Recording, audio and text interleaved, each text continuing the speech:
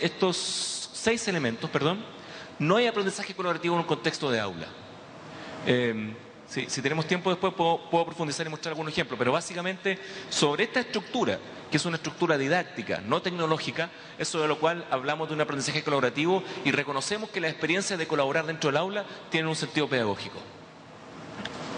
Entonces, aprendizaje colaborativo. Segundo, aprendizaje como ejercicio de adopción y de reconstrucción, o de construcción y de adopción. ¿De qué se trata esto?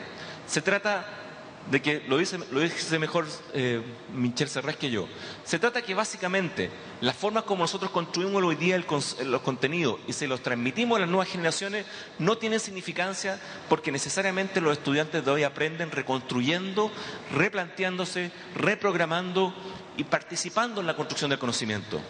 Esto es más que el concepto que ya tiene unas cuantas cantidades de tiempo y que probablemente todos acá en la sala dominamos de constructivismo. No se trata solamente de establecer zonas de desarrollo próximas en que la interacción produzca conocimiento nuevo. Se trata que, aunque sea conocimiento antiguo, aunque sea conocimiento clásico, este conocimiento tiene que ser reconstruido. ¿Quién lo explicó mucho mejor hoy día en la mañana? Lo explicó mucho mejor de lo que yo podría explicarlo la Escuela Alfaro de Maldonado. En la experiencia del XO, una aliada en la huerta, ¿los alumnos aprendieron el método científico o aprendieron qué animal se comía las plantas? Aprendieron qué animal se comía las plantas, pero aprendieron el método científico. Reconstruyeron el método científico a partir, profesores, felicitaciones, a partir de una pregunta concreta. Y el aprendizaje tuvo significancia y se reconstruyó porque tuvieron que pasar por todas las etapas propias del método científico para encontrar qué animal se comía las plantas, y no solamente eso, sino que avanzar más allá en plantear una solución que finalmente transformó la tecnología en un sensor y en un espantapájaro espectacular, que yo sugiero, profesor, que lo patenten, que lo distribuyan, porque encontraron una solución. Pero lo que los niños experimentaron significativamente, porque reconstruyeron y adoptaron, fue la oportunidad de entender para qué sirve el método científico, que es completamente distinto a presentar el método científico desde lo teórico, señalando que es el método que se ocupa en la ciencia para determinar hipótesis y para resolver los grandes enigmas que nos plantea la ciencia. Acá fue una experiencia mucho más concreta de algo que era mucho más pertinente. No se dieron cuenta, creo yo, vi el video, profesor, en el YouTube, donde está el relato de los niños, que es fantástico, donde los niños no se dieron cuenta de lo que estaban aprendiendo, pero lo aprendieron. Y la próxima vez que en esa escuela o en una escuela similar en que vivan experiencias como esta se planteen un problema de investigación y de indagación, ya van a tener un método. No sé si van a lograr responder adecuadamente las definiciones de qué es una hipótesis, pero probablemente no es lo que nos complica hoy día, porque tuvieron la experiencia de aprender a construir una hipótesis, a demostrarla, a experimentar, etcétera, hasta llegar a la conclusión que lograron concluir. Tercer elemento, aprendizaje pertinente y significativo. Para todos nosotros esa imagen tiene una significancia. Nos emula escuela, nos emula clases de artes visuales, artes plásticas, nos emula, en fin, creatividad, pero no tiene sentido si cada uno de ustedes no la resignifica de acuerdo a su experiencia previa. Lo dice mucho mejor que yo David Ausubel, que es el creador del concepto, en que básicamente señala que todo lo que podemos aprender va a ser aprendido en la medida en que el estudiante tenga una experiencia previa que la recupere y que la resignifique y que la haga pertinente. No se trata que el aprendizaje sea espontáneo, porque no es espontáneo. El aprendizaje no nace de nada, pero la recuperación de experiencias previas, de elementos que cognitivamente conecten los puntos, permite que fácilmente este aprendizaje se pueda obtener. Lo explicó, yo creo, mucho mejor la Escuela Rural San José con el proyecto Ojos de Fotógrafo, que también me pareció un proyecto fantástico. La foto es de ellos, no es mía.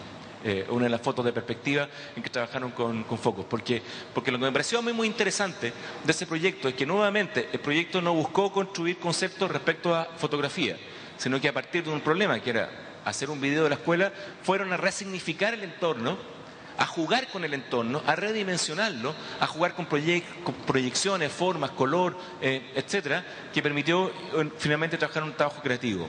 ¿Cuándo el aprendizaje significativo pertinente? Primero, cuando existe una interacción entre los nuevos contenidos y aquellos contenidos que ya existen. En este caso, en este proyecto en particular, el entorno de la escuela siempre estuvo ahí. No es que variaron el entorno. lo resignificaron, lo miraron con otros ojos, con ojos de fotógrafo, como dice el proyecto. Y eso me parece tremendamente interesante, porque en esa resignificación le estamos dando mayor significancia a una experiencia previa de los estudiantes que estamos conectando con un contenido nuevo, con un concepto nuevo. Los contenidos nuevos son aplicables en otro contexto, que es un criterio fundamental del aprendizaje significativo. No basta que yo resignifique el entorno, sino que si no genero contenido formalizado, el concepto de lo que estoy aprendiendo, no voy a poder aplicarlo en un entorno más allá que el entorno puntual en que fue desarrollada esa experiencia. Por lo tanto, la aplicabilidad o la proyección, la expansión del uso de ese elemento, también es un elemento fundamental para que esta significancia tenga aprendizaje. Y los nuevos contenidos se reconceptualizan. Ok, lo que tú hiciste se llama proyección, y se llama proyección por tales características, y se formalizan, y se documentan, y se estructuran. Entonces, para que volvamos al relato inicial, lo que tenemos son un paradigma complejo entre estudiantes que aprenden y resultados que parecieran mostrar lo contrario. Pero cuando miramos cómo aprenden, encontramos una serie de elementos interesantes que podemos utilizar dentro del aula y que son nuestro mayor tesoro, nuestro elemento más valioso, que son los que hemos mencionado: aprendizaje colaborativo, aprendizaje por construcción y adopción y aprendizaje significativo y pertinente. La pregunta, porque estamos en Ceibal y porque este es un foco con tecnología y educación, es qué entonces las tecnologías pueden aportar a esta nueva forma de aprender. Yo creo que particularmente este no es un problema de tecnología, que es un problema de didáctica. Pero desde el enfoque específico de lo que las tecnologías pueden hacer, encontramos ciertos elementos que son interesantes y que están bastante documentados y que debieran inspirarnos al momento de diseñar experiencias educativas con uso de tecnología. Primero, favorecen experiencias y ambientes colaborativos de aprendizaje. Es mucho más fácil colaborar en redes de colaboración, en plataformas que permiten la colaboración, como algunas que han mostrado hoy día, que sin tecnología. Pero lo que la tecnología está haciendo ahí es potenciar la capacidad de colaboración. Colaborar, como lo mirábamos en los 6 principios básicos, requiere de un diseño. Y ese diseño tiene que ser consistente con el tipo de tecnología que voy a ofrecer.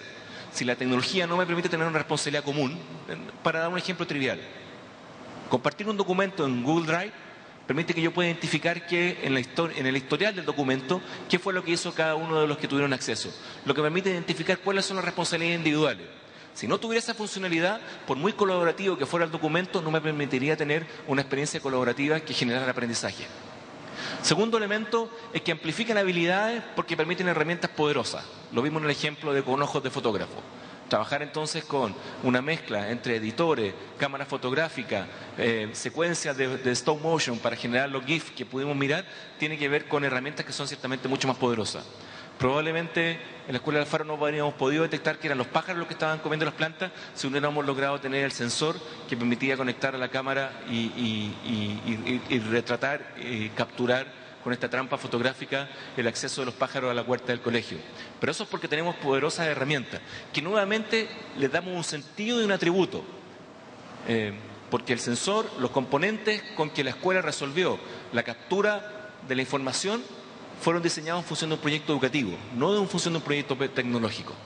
No es que porque existía el sensor, ahora vamos a preguntarnos qué animales se comen las plantas en la huerta. Fue al contrario.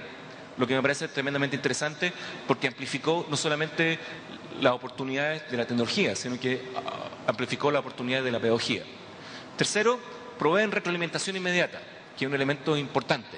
O sea, yo puedo saber, no tengo, en el caso con ojo de fotógrafo, en ese proyecto yo podía saber inmediatamente si es que la fotografía, aquí probablemente, lo que estoy pensando es que probablemente quienes estuvieron en el proyecto nos podrían mostrar muchas más fotografías digitales que fueron las que no resultaron.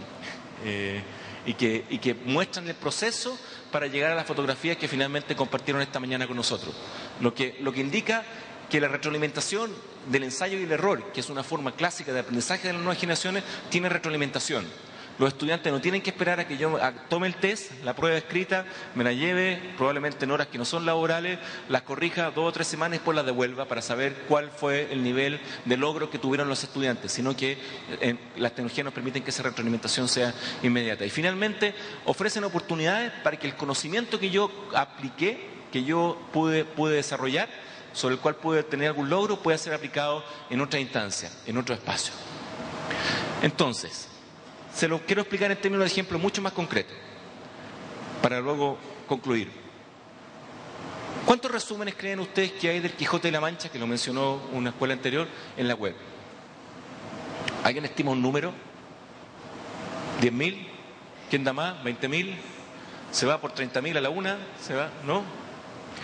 En la mañana había más de 373.000 resúmenes disponibles en español de Quijote de la Mancha.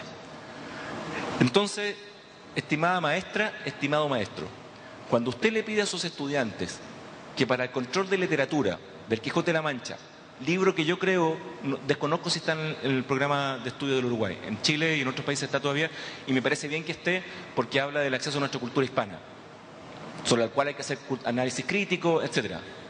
Pero cuando usted, maestro o maestra, le pide que traiga un resumen de este notorio libro, parte 1, parte 2, la que usted quiera, es altamente probable que le llegue alguno de los 373.000 resúmenes que están disponibles en la web. Y usted no lo va a saber, a no ser que usted tenga la capacidad de leerse 373.000 resúmenes en la web, cosa que no le recomiendo por su salud mental.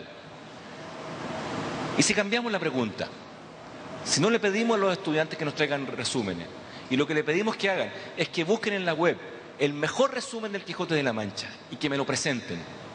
Esta es la instrucción. Maestro, la próxima vez dígale a sus estudiantes, estimadas estudiantes, por favor, entren al Rincón del Vago, díganle a sus padres que yo lo autoricé y busquen el mejor resumen del Quijote de la Mancha. Y argumentenlo. Porque mi objetivo no es que hagan un resumen del Quijote de la Mancha.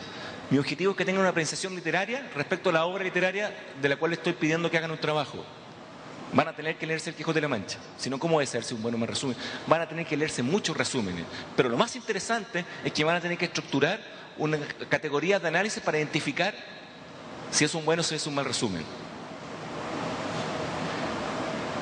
Podemos aprender a buscar información en Internet y nos dedicamos una cantidad importante de tiempo en muchas escuelas a que los alumnos sepan cómo aprender Google, cómo ocupar los elementos y los cifrados que permiten encontrar mejor una información que otra, que es un esfuerzo importante. Sin embargo, cuando lo hacemos así, lo que estamos haciendo es mantener la cultura enciclopédica, que es que se busca por materia, autor, título. Si tú pones un más o pones entre comillas, vas a encontrar más rápidamente. Quizás la pregunta nuevamente tenga que ser otra. La pregunta no es aprender a buscar en Internet. Lo que realmente nos debería interesar es que nuestros estudiantes aprendieran a publicar contenido de calidad. ¿Por qué cada uno de los proyectos que vimos hoy día no puede ser un artículo en la Wikipedia? ¿Qué nos limita a eso? Lo que probablemente nos limita es que para llevarlo a la Wikipedia vamos a tener que pasar por filtros de calidad. Gráfico, de redacción, de presentación, de la cantidad de caracteres que vamos a poder incluir. Vamos a tener que preocuparnos que las fotografías donde figuran alumnos estén autorizadas por sus estudiantes, por los padres, para que sean publicadas en un medio digital. Pero vamos a aprender lo que es importante, que es que el contenido de calidad más importante